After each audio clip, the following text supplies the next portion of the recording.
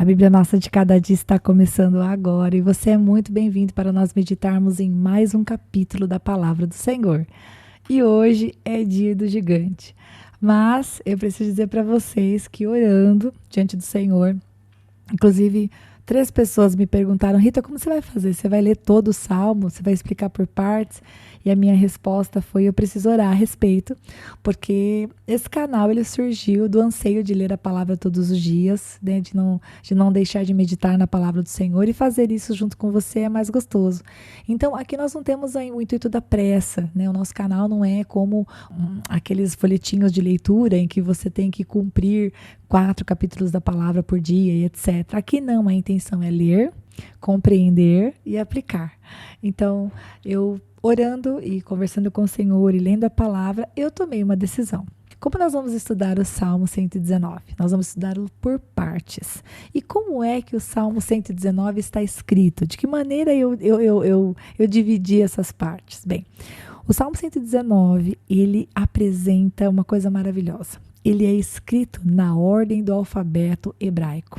São 176 versículos e esses 176 versículos, eles estão agrupados em grupos de 8.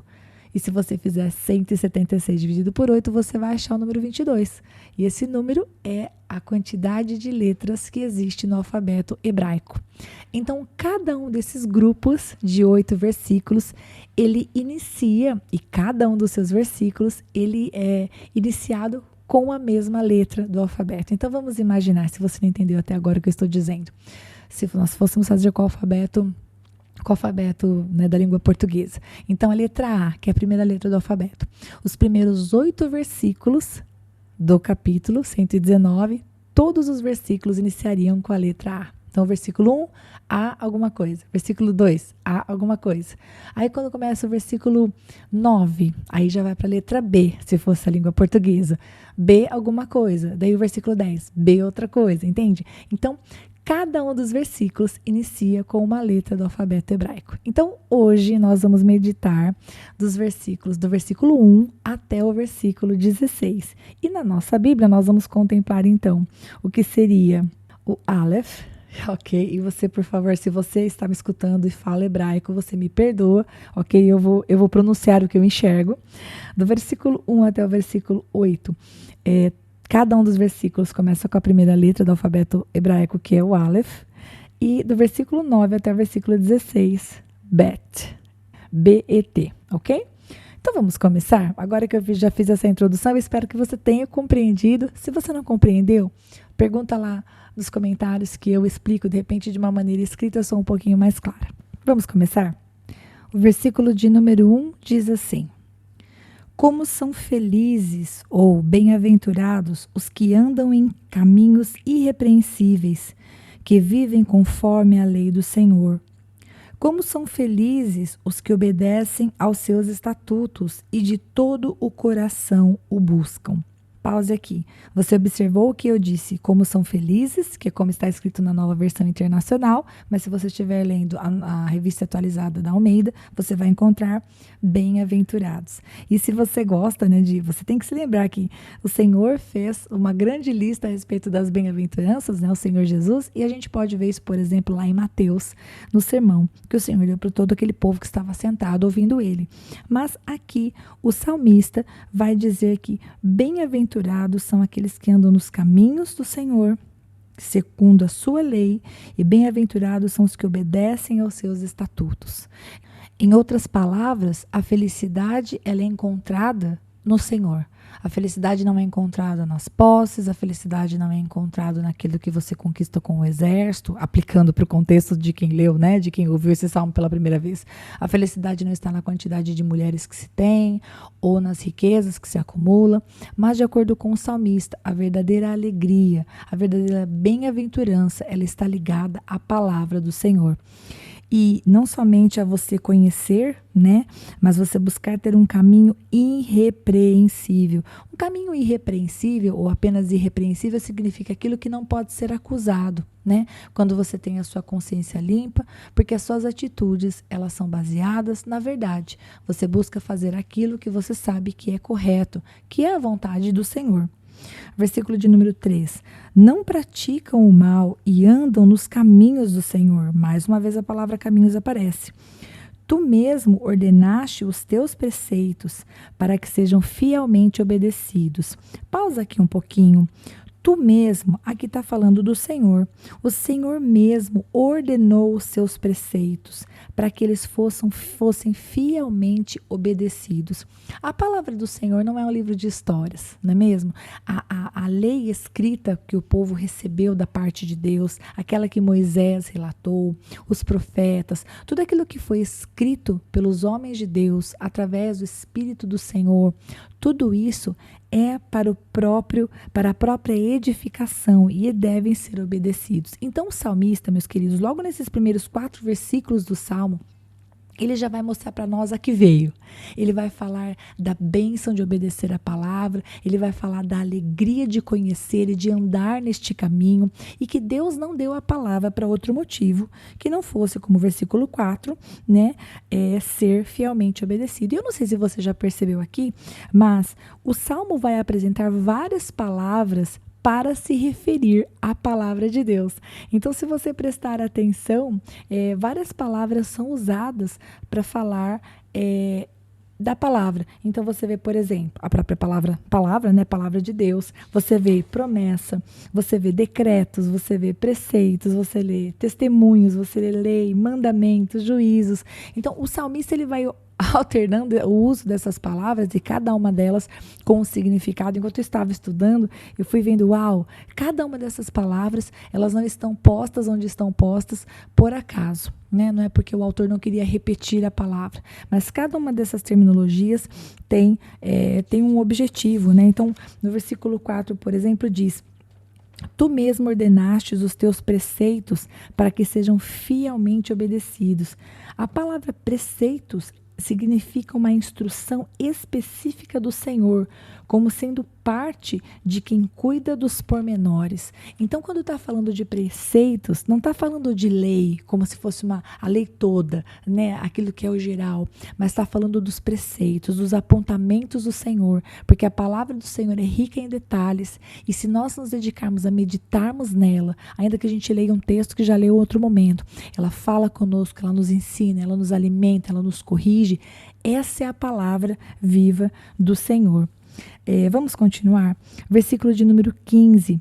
Quem dera, ou tomara, se você estiver lendo a revista atualizada, quem dera fossem firmados os meus caminhos na obediência aos teus decretos. Aqui o salmista está expressando o desejo do seu coração.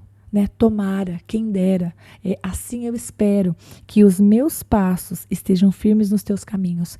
E aqui aparece obediência aos seus decretos. A palavra decretos está falando da força obrigatória e da permanência das Escrituras. Quando a gente lê decretos, é como se isso falasse firme ao nosso coração de que a palavra do Senhor não muda, e ela deve ser obedecida como algo que não se questiona. E uma das coisas que eu estava meditando enquanto eu estava fazendo o meu tempo sozinha com Deus, é que eu estava pensando que hoje em dia as pessoas querem relativizar tanto a verdade, né? A minha verdade é diferente da tua, nós podemos ter verdades diferentes, e hoje ensina-se uma flexibilização do que é verdadeiro. E, portanto, você tem que aceitar que eu pense diferente de você. Sabe, queridos, algumas situações, sim, né? Eu posso gostar mais de salgado e você de doce. Eu posso gostar mais de estudar à noite, você gosta mais de estudar de manhã. Algumas coisas a gente pode ter opiniões diferentes, mas a palavra de Deus não é a respeito da minha opinião ou da tua, né? Não é a respeito do que eu quero, ou o que eu gosto, ou o que eu estou a fim de obedecer. A palavra do Senhor é um decreto, né? Está aí, dado por Deus para ser obedecido. E o salmista diz: tomara que eu tenha os meus pés, né, nestes caminhos, firmados nestes caminhos. Por quê? Versículo 6. Então, não ficaria decepcionado ao considerar todos os teus mandamentos. Aleluia. Versículo 7. Eu te louvarei de coração sincero quando aprender as tuas justas ordenanças. Olha, eu gostei muito disso aqui. Vamos parar aqui. Queridos, Eu te louvarei de coração sincero quando aprender as tuas justas ordenanças. Quando eu e você, nós detivermos o nosso coração para aprendermos as justas ordenanças do Senhor, e nós realmente tivermos no nosso coração o quanto é justa a palavra do Senhor, o quanto é justo aquilo que Ele nos ensina que, olha, isso é bom, faça. Olha, isso não é bom, não faça. Quando nós entendemos as ordenanças do Senhor, aí nós vamos aprender a louvar o Senhor com o coração sincero. Porque muitas vezes nosso coração ele está endurecido e ele não está sincero diante de Deus, ele não está sincera, né? Ele está mascarado, porque nós olhamos para algumas coisas e nós não entendemos como Deus sendo justo. Medite nesse versículo e tenta pensar quantas vezes você não viu uma situação e você não pensou, pai, mas isso não é justo. E a gente, de repente, julgou o Senhor, dizendo pro oleiro, né? Como assim que o Senhor fez esse vaso? E quem é o barro para falar pro oleiro, né? A respeito disso. Não sei se você pegou a referência, espero que sim. Então, nosso coração precisa aprender as justas ordenanças do Senhor para que a gente possa louvá-lo com um coração sincero. Versículo 8. Obedecerei os teus decretos. Nunca me abandones. O anseio do salmista é que ele nunca se aparte do Senhor. E aqui, queridos, ele nos mostra algo. Uma das maneiras de nós sentirmos a presença de Deus perto de nós, sabe qual é? É quando a gente se dedica a ouvir a palavra do Senhor, a meditar na palavra do Senhor e se esforça para viver a palavra do Senhor. Deixamos de ser apenas ouvintes, mas morremos para nós mesmos para ser praticantes. E se você já passou por uma situação em que você ia pecar e você parou na metade do caminho e você conseguiu retroceder, você sabe do que eu estou falando. Você conseguiu não dar lugar à carne, mas você realmente se abriu para o Espírito Santo de Deus e você disse, eu não vou fazer a minha vontade, mas eu vou fazer a vontade do meu Pai. Você sabe a alegria que a gente sente. E da mesma maneira, a gente sente aquela sensação de derrota quando a gente peca, quando a gente entristece o coração de Deus. Mas, eis a boa notícia, o nosso Redentor vive, né? Um novo e vivo caminho foi aberto por causa da cruz, por causa da morte, por causa da ressurreição do Cordeiro de Deus por nós. Portanto, aquele que ama o Senhor conhece o caminho do arrependimento. Ainda que você em algum momento não possa falar, né, como o salmista, né, que você vai viver na obediência, ainda que em algum momento você caia, se levante, se volte para o Senhor. O Senhor, Ele perdoa todo aquele que se arrepende. Aquele que se arrepende encontra lugar no Senhor. Ele conhece o seu coração e Ele vai te aceitar porque você se arrependeu, porque você quer mudar de vida, porque você quer trilhar outros caminhos. Lógico, nós não vamos tratar o Senhor com folgação, nós não vamos pensar, né? Nem vai passar pela nossa cabeça que Ele é como homem, que a gente pode enganar, né? Não deveríamos, mas algumas pessoas enganam. Nosso Deus vê todas as coisas, mas um coração verdadeiramente arrependido é recebido pelo Senhor com alegria. Versículo de número 9. E agora, nós estamos entrando na segunda letra do alfabeto hebraico. Vamos lá? Agora uma pergunta importante. Como pode o jovem manter pura a sua conduta? Olha a resposta. Vivendo de acordo com a tua palavra. Olha, e esse jovem aqui, a gente pode falar, não, mas jovem até quantos anos? Bom, se você pensar que esse texto estava sendo escrito naquela época que a galera vivia bastantão, né? Quanto é o jovem? Se morre com 120, eu não sei, o jovem é quanto? 50, 60, 70? Não sei. Take your time aí, né? Tenha o seu tempo aí para pensar e decida. Mas eu acho que a gente não pode empurrar essa palavra só para o jovem. Acho que nós temos que tomá-la para nós também. Então, como pode o jovem manter pura a sua conduta? Eis a resposta. Vivendo de acordo com a tua palavra. Então, eu e você, nós nos santificamos de que maneira? Vivendo de acordo com a palavra do Senhor. Vivendo, manifestando o reino de Deus nessa terra. Através das nossas palavras, através da nossa mente, através das nossas atitudes. E, novamente, eu vou repetir, né? Primeiro eu vou falar de Romanos 12, versículo 1 e 2. Renovação da nossa mente, né? Orarmos diante do Senhor. Depois nos lembrarmos que o Espírito milita contra a carne, né? O Espírito luta contra a nossa carne luta contra o Espírito. Nós sempre queremos fazer as coisas como nos convém. Nós precisamos abrir mão disso, né? é só com o Senhor, é caminhando com Ele, né? E a palavra, ok? Vivendo de acordo com a tua palavra, fala de duas coisas. Primeiro, conhecer a palavra. Segundo, se esforçar para viver de acordo com ela. Versículo 10. Eu te busco de todo o coração. Não permitas que eu me desvie dos teus mandamentos. Então, uma maneira de não se desviar dos mandamentos do Senhor é fazendo o quê? Buscando o Senhor de todo o coração. Rita, e como a gente busca a Deus? A gente ora, a gente fala com o Senhor a cada momento, conhecendo a palavra do Senhor. Quanto mais a gente lê a palavra do Senhor, quanto mais a gente medita na palavra do Senhor, quanto mais a gente se enche das coisas de Deus, menos espaço tem para o nosso eu ou para as coisas desse mundo. Né? E mandamentos, quando fala que, né, não permitas que eu me desvie dos teus mandamentos, a palavra mandamentos ressalta a autoridade direta do que é dito e o direito de dar ordens. Deus tem o direito de dizer para os teus filhos: não cobice a mulher do próximo. Deus tem o direito de dizer: não roube. Deus tem o direito, é o mandamento do Senhor, né? É a lei dele. Ah, Rita, mas é difícil não fazer algumas coisas. É por isso que quando Jesus Cristo estava para cumprir o seu propósito de morrer e ressuscitar e ir ser assunto aos céus, o que foi que ele disse? Eu vou para o Pai, né? João capítulo 17, se eu não estou enganada, eu vou para o Pai, mas eu vou enviar para vocês um Consolador. Porque o Senhor sabe que nós não temos condição. A palavra de Deus diz que nós não sabemos nem orar como convém. Que dirá viver de acordo com a vontade dele. É por isso que temos que permanecer nele. Continuando, versículo 11. Guardei no coração a tua palavra para não pecar contra ti. Que lindo, né? Guardar a palavra no coração. Tem que ler, gente. Continuando. Bendito seja, Senhor. Ensina-me os teus decretos, né? O Senhor mesmo é quem vai ensinar os seus decretos. A gente lê, a Rita explica, mas quem fala ao nosso coração, né? Tem gente que faz curso de teologia, mas quem realmente faz com que aquela palavra aprendida se torne ação, né? É a nossa comunhão com Deus, é somente com Ele. Versículo 13. Com os lábios repito todas as leis que promulgaste.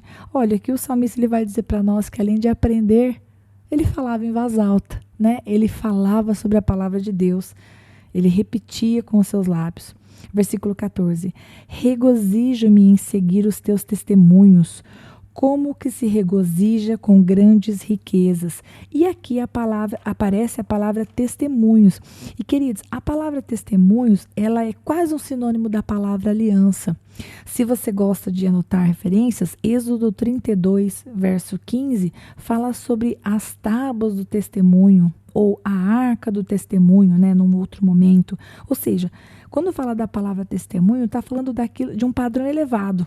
Está falando de um padrão elevado e confiável. Se está falando, regozijo-me em seguir os teus testemunhos, é a palavra de Deus que mostra o Deus que está por trás da palavra.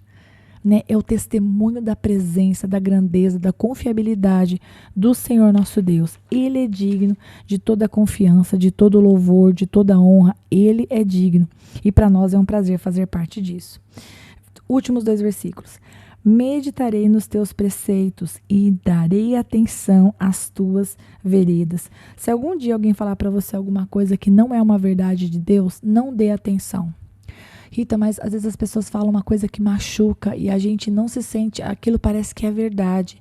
Tá? Então o que você vai fazer? Você vai levar essa palavra que lançaram sobre você em oração diante de Deus. Deus, falaram tal coisa para mim. Deus, isso é verdade? Espírito Santo, isso é uma verdade? Porque, Senhor, isso me machuca. E você vai orar a verdade de Deus sobre você. A verdade de Deus é que você é amada, a verdade de Deus é que você é perfeita. Perfeita porque Ele é perfeito, não que você não tenha falhas, não é isso que eu quis dizer.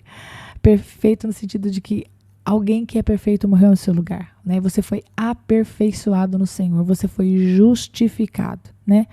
Não porque você não tenha pecados, porque eu também tenho. Então, você vai falar a verdade de Deus a seu respeito. E você vai substituir. Porque aqui está dizendo, meditarei nos teus preceitos e darei atenção às tuas veredas. Versículo 16. Tenho prazer nos teus decretos. Não me esqueço da tua palavra. E é aqui que nós fechamos, né? Com o salmista dizendo que ele vai dar atenção as verdades, né, as veredas, os caminhos do Senhor e que Ele não vai esquecer da sua palavra. Bom, conforme nós fomos lendo, a gente foi conversando e eu já fui fazendo meio que umas aplicações. Mas eu não sei você, eu saio desses primeiros 16 versículos do Salmo 119, né, das 2 primeiras letras do alfabeto hebraico, entendendo que se eu quero ser feliz, que se eu quero ter a verdade de Deus na minha vida, que se eu não quero que os meus pés tropecem, eu preciso me apegar à palavra do Senhor e não apenas conhecer, mas andar nestas veredas, andar nestes caminhos. Então, a tarefa para você é perguntar para o Espírito Santo: Espírito Santo, o que é que eu faço na minha vida que não está ainda de acordo com os teus caminhos? Senhor, me mostra através da tua palavra. Fala comigo, porque eu quero cada vez mais me parecer contigo. Amém? O Senhor Deus abençoe muito vocês. Eu espero que você fique animado para continuar nessa jornada. E se o bom Deus permitir, amanhã nós meditamos no segundo capítulo, ou segundo episódio do Salmo 119. Deus te abençoe.